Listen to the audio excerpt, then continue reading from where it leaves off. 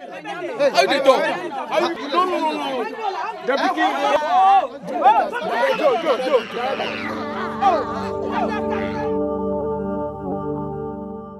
Children are very delicate and depend on their parents to help their own efforts to survive. In some parts of Ghana, renting of children for fishing and herding of cattle is gradually becoming the norm.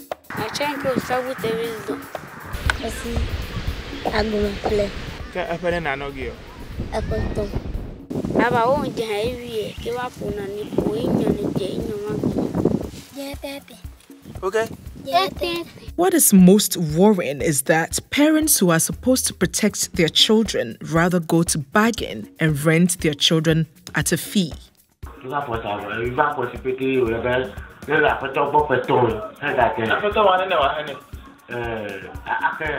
7 million.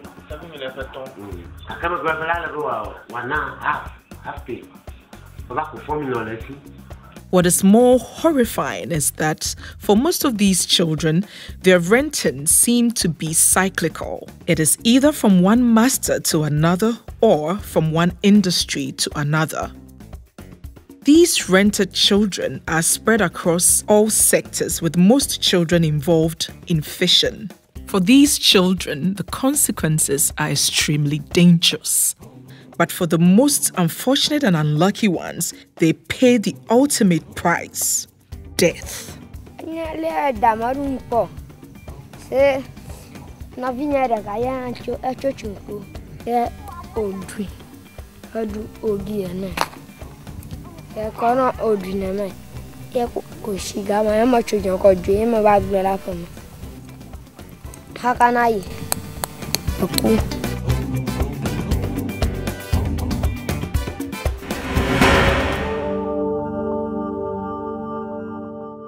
Kwasi, a 10-year-old boy who has been rented out by his father to several masters to work on different fields for money, has finally been rescued after the documentary on Kwasi's plight was shown on UTV, TV Africa, and on YouTube. The Department of Anti-Human Trafficking Unit of the Ghana Police Service, headed by Chief Superintendent Patience Kwei, in collaboration leading to the rescue of Kwasi. The rescue team arrived at the place of rescue at 7 p.m. The actual operation to rescue Kwasi turned the whole village into chaos.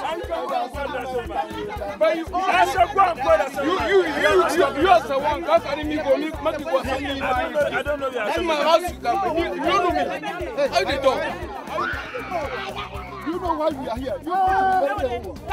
You should be very careful.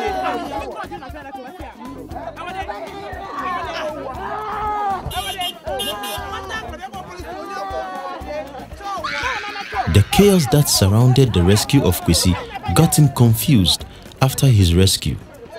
He was psyched through watching his own laboring videos for him to understand why his rescue.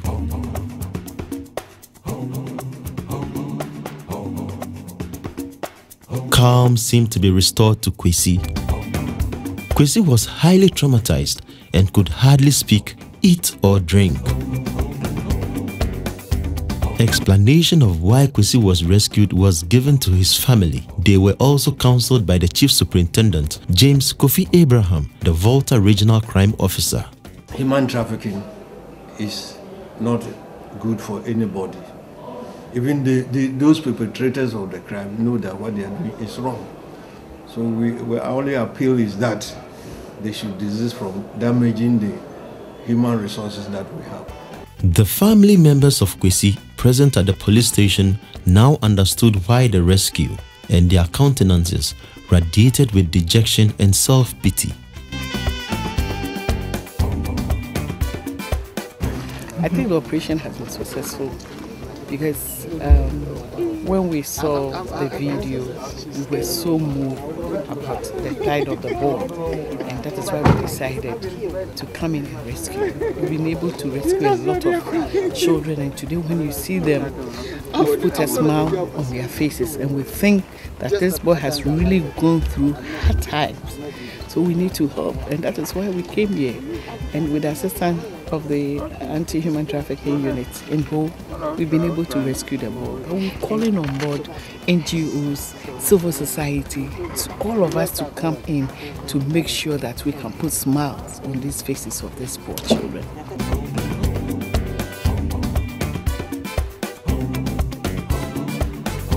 Kwasi, now in a new family and in a new environment. After several years of laboring in the field of cattle rearing and fishing, Kwasi has now started the life of a preschool child at about 15 years of age. Even with the lost years in Kwasi's personal life, he is thankful and grateful to God and the team of the Truth Productions for the new opportunity as a beginner. Kwasi's story is not different from many other children that are laboring and being exploited in different sectors of our economy. As to whether they will ever be rescued or survive the drudgery of the labor they go through, to even have hope of being rescued remains a mystery. It is in this light that the CEO of the Truth Productions, the Truth Humanity Foundation, Christopher Tulasi, is at the fore to unveil the veiled and to sensitize society about the ills that are embedded in our system. In these bowls, there's nothing like rest. As you can see, everybody is busy doing something.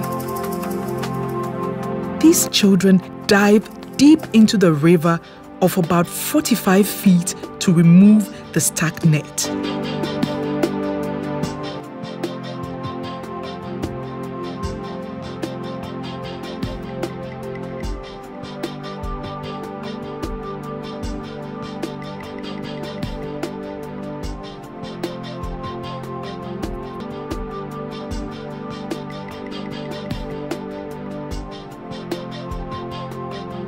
Given the choice, these children would rather be in the classrooms.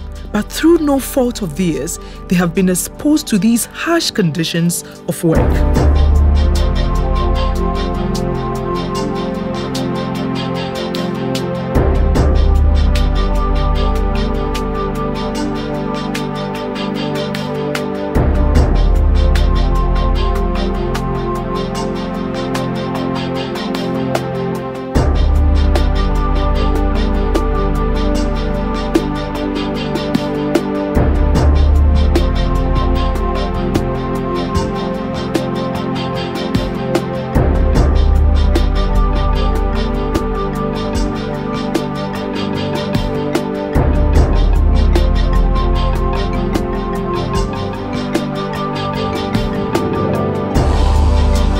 Many children out there risking their lives every day.